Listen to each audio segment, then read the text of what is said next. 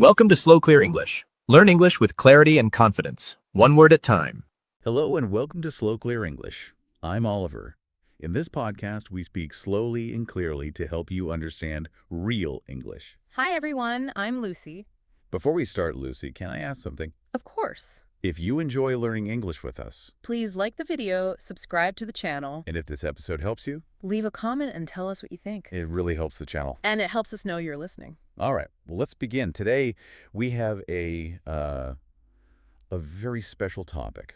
We are going to talk about a big problem, a problem that I think every English student has. Yes, it's like a big wall in language learning. It stops you from speaking fast. It stops you from feeling natural. Right. And that topic is how to think in English. And maybe more important, how to stop translating in your head.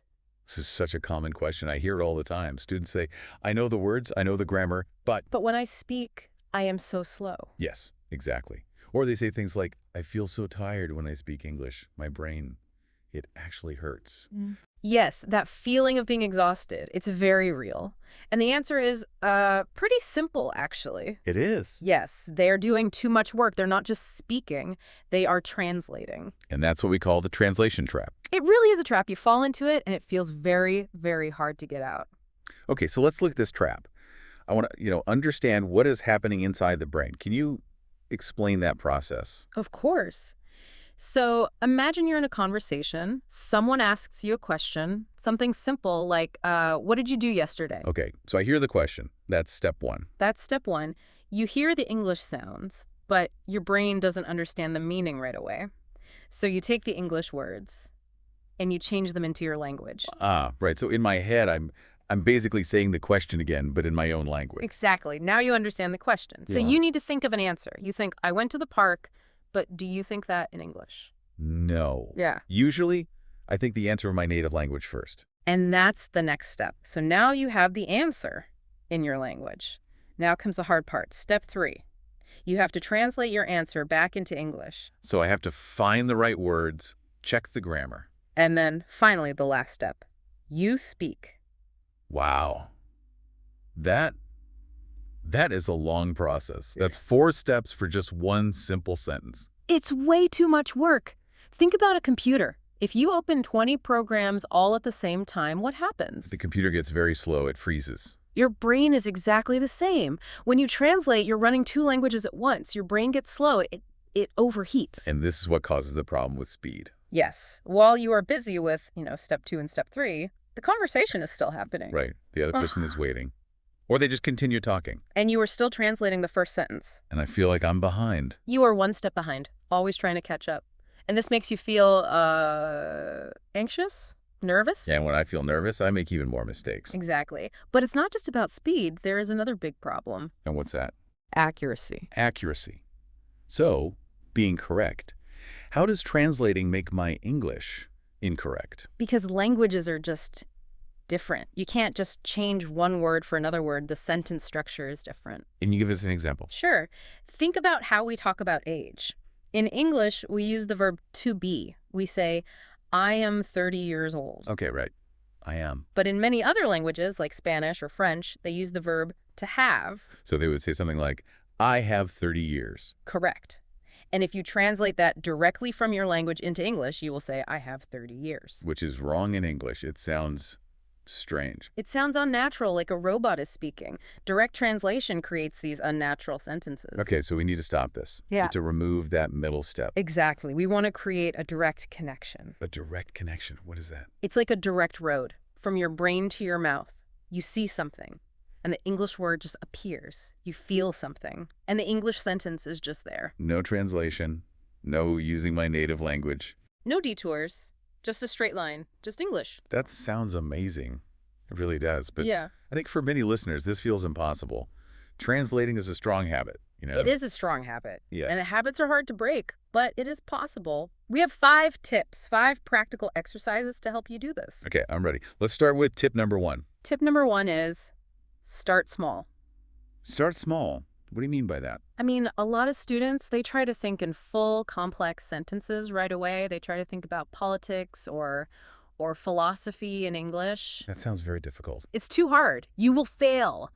And then you will feel bad and go back to translating. So we must start with single words. Just one word at a time. Yes. Yeah. We want to turn your brain into a kind of labeling machine. A labeling machine. I like the sound of that. How does it work? Okay, look around the room you are in right now. What do you see? I see a desk, I see a lamp, and a microphone. Perfect. The exercise is this. When you look at the lamp, do not think the word for it in your language. Look at the object and force your brain to think the English word, lamp. So I just see the object and I think lamp. Yes, it's like you are putting a little sticker, a label on the object in your mind. What if I think the word in my native language first? That happens automatically. And it will happen. That's normal. Don't worry. If it happens, just Yes. stop, take a breath, look at the object again, and then intentionally think the English word, lamp. So I should repeat it. Yes, lamp, lamp. Lamp. You are connecting the real physical object to the English sound. This seems very easy. I can practice this at home. You can do it anywhere. Go into your kitchen, you look at the table, you think table. You look at the refrigerator, you think fridge. I look at a banana, I think banana. Exactly. And you should do this for just 5 minutes every day. Only 5 minutes. Yes, don't do it for an hour. You'll get tired. 5 minutes is enough to start building that new habit. I can do that. I can do that when I make my coffee in the morning. It's all about consistency. You are teaching your brain a new path, a new direct road. Okay, that makes sense. So tip number 1 is for objects around me. But what about things I cannot see? Like I don't have a tiger in my room or an airplane. That is a very good question. Yep. And that brings us to tip number 2. Okay, what's tip number 2? Tip number 2 is use pictures. Pictures. How is that different from looking at objects? It's similar, but we use images for words that aren't in our home. We use the power of what I call universal images. Universal, what does that mean? Universal means it is the same everywhere for everyone. Can you explain a bit more? Okay, think about the sun, the big hot yellow ball in the sky. Right, I'm thinking of the sun. That picture in your head is the same in America, in China, in Egypt, in Mexico. The word is different, but the picture is the same. I see. So the picture is like a bridge. Exactly. So many students, they learn with lists, the English word on the left and Yeah. the translation on the right. Yes, I did that. Sun equals the word in my language. But that is bad. That just makes the translation trap stronger. We want to break that connection. So how do we use the pictures instead? You can use flashcards or just images on your phone. On one side, you have the picture. On the other side, just the English word. No translation at all. No translation, never. When you look at the picture of the sun, you think, sun. So you connect the image directly to the English word. Yes. This works so well for things like animals, food, clothes, nature. I could do this on the bus. Just look at pictures on my phone. Yes. And you can even make it a game. A game. Okay, I like games. Try to be fast. Speed is really your friend here. Why is being fast a good thing?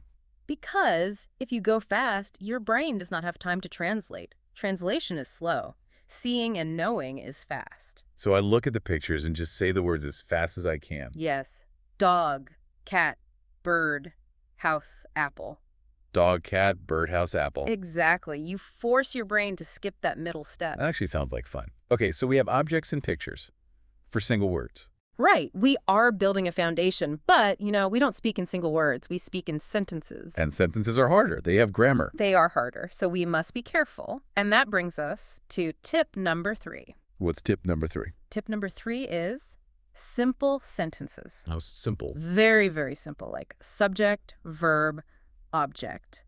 And we focus on 2 areas, feelings and actions. Feelings and actions. Why those two? Because they are real. They are happening to you right now, inside your body or outside your body. Okay, let's start with feelings. All right. Imagine you are very sleepy. You've worked all day. Your eyes feel heavy. I know that feeling very well. When you feel that physical feeling, I want you to just think the English phrase, I am tired.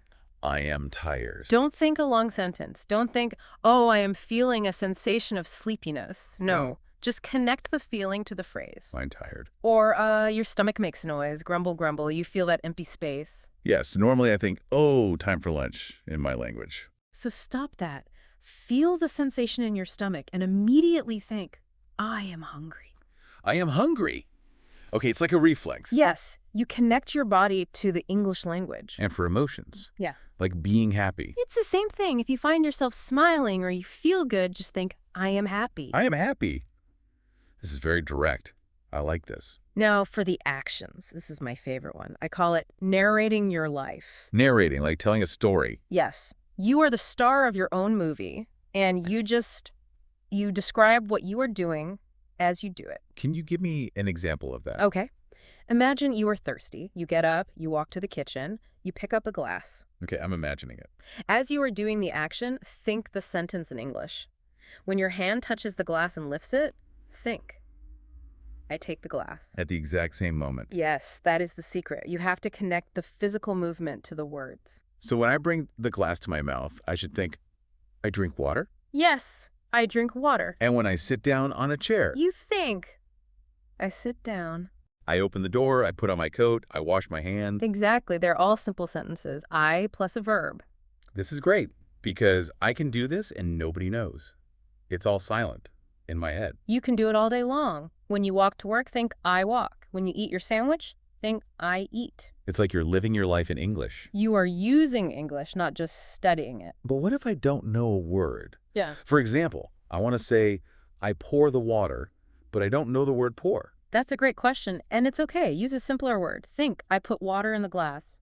Or just skip it and look up the word later. So the goal is to keep going. Yes, the goal is connection, not perfection. Okay, so tips 1, 2, and 3 are all about producing English. I had to think of the words myself. That's right. They're active practice. Now let's talk about tip number 4. This one is about input, what you see and what you hear. Okay, what is tip number 4? Tip number 4 is watch and listen, but you must choose the right things to watch and listen to. I know a lot of our listeners watch movies or maybe the news in English. And that is often a big mistake. Why is it a mistake? Because it's too fast and the vocabulary is too difficult. When the English is too hard, your brain does what? It panics. And when my brain panics, it goes back to what is safe.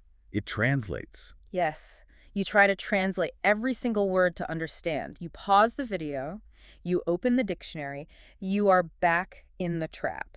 So what should we be watching instead? This might sound a little funny, but we strongly recommend cartoons for children. Cartoons for adults. Yes. But I'm an adult. I might feel a little bit silly watching a children's cartoon. Don't feel silly. It's actually a very smart strategy.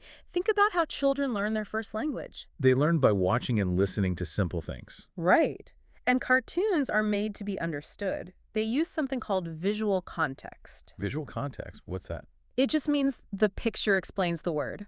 If a character on the screen says, look at the red ball, they are pointing at a red ball. So I see the ball and I hear the word ball at the same time. And you understand immediately. You don't need a dictionary. You don't need to translate. The picture gives you the meaning. That's true. When I watch the news, they talk about the economy. There's no picture for the economy. Exactly. And in cartoons, the sentences are short. The language is simple. And they repeat words many, many times. And repetition is really good for learning.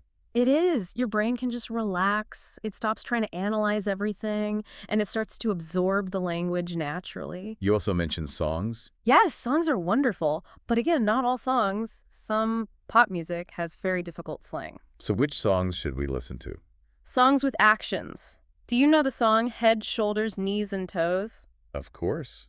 Head, shoulders, knees, and toes, knees, and toes. Why do you think that song is so famous for learners? Because you touch your head when you sing the word head. Exactly. You connect the word directly to the physical body part. You can't translate because you are busy moving. Yeah, it bypasses the translation part of the brain. Yes. If you touch your knees and you say knees at the same time, you will never forget that word. So the advice is to watch simple cartoons and listen to simple songs with actions. Yes. Maybe for 10 or 15 minutes a day. And it should be fun. If it feels like hard work, you're doing something wrong. Find something easier. Relax. That's great advice. Okay, we have one last tip. Tip number 5. Yes. And tip number 5 is, for me, the most important one. It's not a technique. It's a mindset. A mindset, a way of thinking about the problem. Exactly.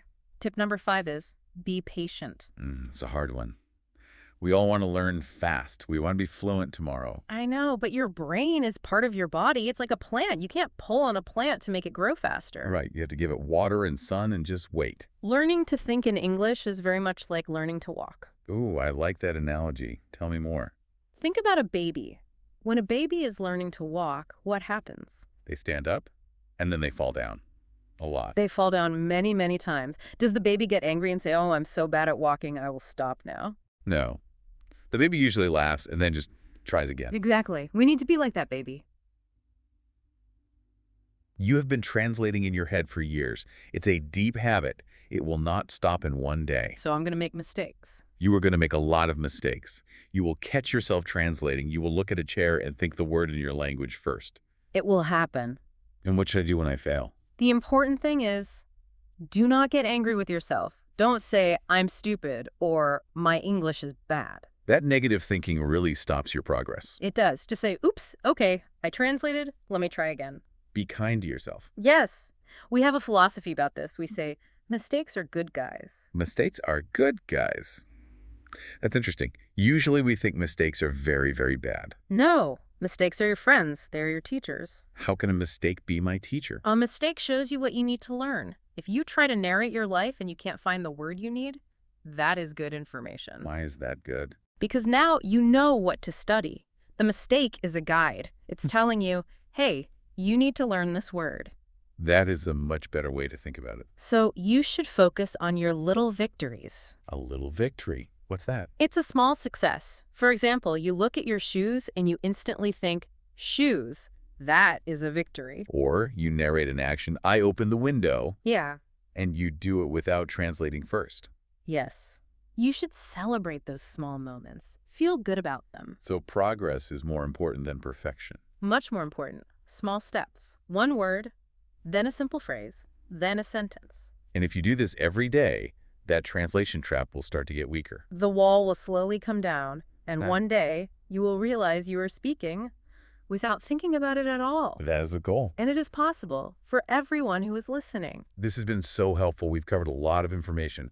5 really powerful tips. Yes. Maybe we should review them very quickly, just to help everyone remember. That's a great idea. Can you summarize them for us? What was tip number 1? Tip number 1, start small.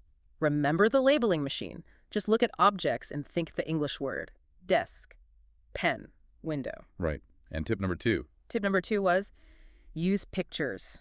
Use flashcards or images to connect a universal picture directly to the English word. No translation. Okay. Tip number 3?